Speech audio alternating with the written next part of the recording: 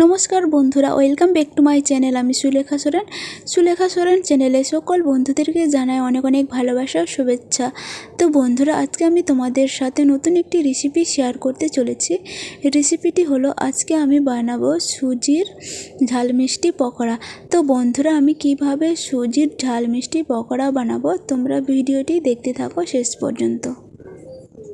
সুজির পকোড়ার জন্য আমি এখানে নিয়েছি পেঁয়াজ কুচি, কাঁচা লঙ্কা কুচি, নুন আর চিনি, আর নিয়েছি এখানে 2টো ডিম। আজকে আমি এই কটা উপকরণ দিয়ে বানাবো সুজির ঝাল মিষ্টি পকোড়া। প্রথমে আমি কিন্তু সুজিটাকে হালকা করে ভেজে নিয়েছি। তো বন্ধুরা, আমি এখন সুজিটাকে মেখে নেব। প্রথমে দিচ্ছি আমি পরিমাণ মতন নুন, চিনি পরিমাণ মতন, আর এখানে দিচ্ছি কাঁচা লঙ্কা কুচি, পেঁয়াজ কুচি। এখন আমি এই কটা উপকরণ দিয়ে সুজিটাকে মেখে নেব। বন্ধুরা, আমার সবগুলো মাখা হয়ে গেছে। এখন আমি দেব ডিম। তো বন্ধুরা দেখো, আমি এখানে 2টো ডিম দিয়ে দিয়েছি। তো এটাকে আমি ভালো করে এখন মেখে নেব।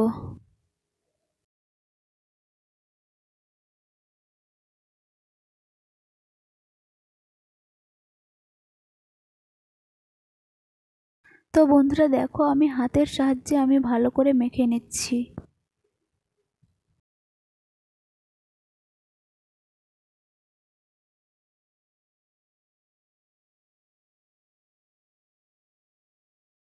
তো বন্ধুরা দেখো, আমার ভালো করে মাখা হয়ে গেছে। এখন এটাকে আমি রেখে দেবো আধ ঘন্টার মতন ঢাকা দিয়ে। তো বন্ধুরা, আধ ঘন্টার পর ফিরে আসলাম। আমি এখন দিচ্ছি কালো জিরে,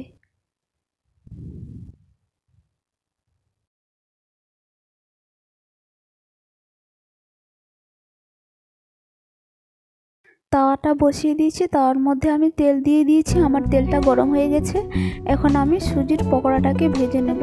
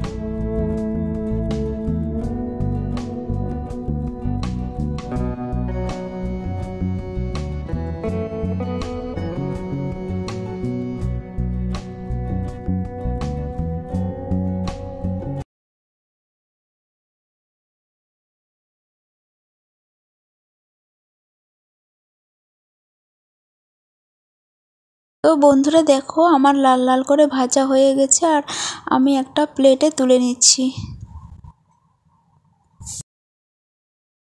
তো বন্ধুরা, আমার ফাইনালি সুজির ঝাল মিষ্টি পকোড়া রেডি। তো বন্ধুরা, দারুণ হয়েছিল খেতে, খুব সুন্দর টেস্টি হয়েছিল। তো বন্ধুরা, আজকে আমার সুজির ঝাল মিষ্টি পকোড়া যদি তোমাদেরকে ভালো লেগে থাকে, অবশ্যই একটি লাইক, কমেন্ট, শেয়ার, চ্যানেলটিকে সাবস্ক্রাইব করে পাশে থেকো, সঙ্গে থেকো। আবার তোমাদের সাথে নতুন কোনো ভিডিওতে দেখা হবে। ততক্ষণে তোমরা সবাই ভালো থেকো, সুস্থ থাকো, নিজেদের খেয়াল রাখো। টাটা, বাই বন্ধুরা।